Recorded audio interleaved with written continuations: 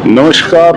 आप सभी परिचित हैं भारतीय संविधान से, जो हमारे देश को संचालन करता है और संसद को एक ऐसी विशेष शक्ति देता है जिसके आधार पर हम कानून का निर्माण करते हैं। लेकिन इसी परिप्रेक्ष्य में 1973 हमारे संवैधानिक तंत्र के लिए एक विशेष महत्व का वर्ष रहा, जिसमें एक टर्निंग पॉइंट के रूप में आज का दिन अर्थात 24 अप्रैल 1973 एक जजमेंट के लिए हमेशा इतिहास के पन्नों पर दर्ज हुआ। क्या आप जानते हैं कि आज का दिन किस लिए महत्वपूर्ण है? संभवतः आज के दिन के बारे में सामान्य व्यक्ति को जानकारी ना के बराबर है, क्योंकि संसद की कानून बनाने की शक्ति को संरक्षित करने के लिए उच्चतम न्यायालय ने आज तक की सबसे बड़ी संवैधानिक पीठ 13 जजेस की बेंच के माध्यम से केशवनंदा भारती वर्सेस केरल राज्य के वाद में एक ऐतिहासिक निर्णय दिया, जिसके आधार पर संवैधानिक तंत्र मजबूत हुआ, जिसके द्वारा संविधान की शक्ति को संसद के माध्यम से मजबूत किया गया तो उस पर नियंत्रण भी लगाया गया। कहानी शुरू होती है एक मठ से।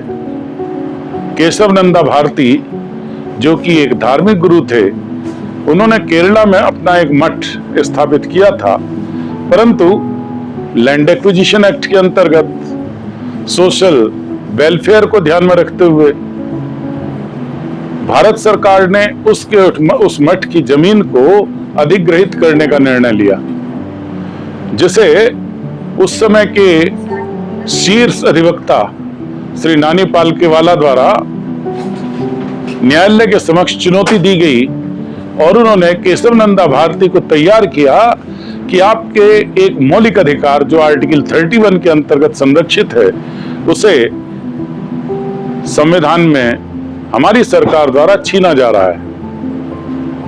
उच्चतम न्यायालय के समक्ष यह छोटा सा मामला किस प्रकार 13 जजेस की बेंच के सामने आया, यह भी महत्वपूर्ण बिंदु है, क्योंकि इसी मामले में रिट के माध्यम से आर्टिकल 13 क्लोज 4 के संवैधानिक संशोधन को भी चुनौती दी गई थी, जिसके माध्यम से संसद ने प्रयास किया था कि संवैधानिक संशोधन जो आर्टिकल 368 के अंतर्गत संरक्षित है, उसमें संसद को असीमित शक्ति प्राप्त हो और वो संविधान के किसी भी प्रावधान में कभी भी कोई भी संशोधन कर सके। अब प्रश्न यह आता है कि क्या वह इलेक्शन की पद्धति को परिवर्तित कर सकती थी? क्या वह डेमोक्रेसी को मोनार्की में बदल सकती थी?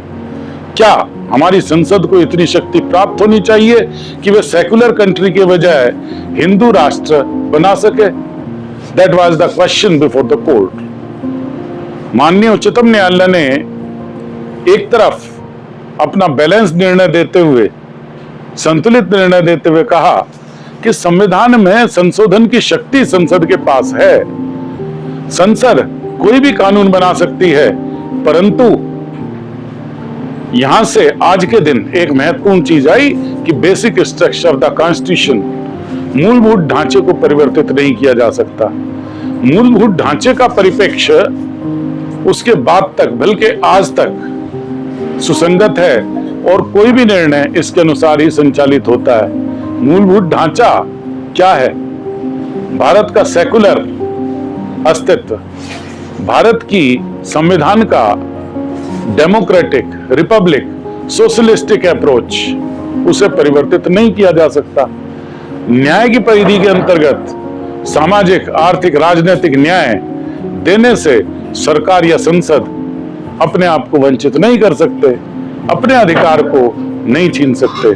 इसीलिए आज का दिन संवैधानिक टर्निंग पॉइंट के रूप में माना जाता है और 24 अप्रैल 1973 स्वर्णिम अक्षरों में भारतीय संविधान में दर्ज है और रहेगा, क्योंकि बेसिक स्ट्रक्चर, मूलभूत ढांचे के सिद्धांत के परे संसद भी कोई कानून निर्माण नहीं कर सकती। धन्यवाद।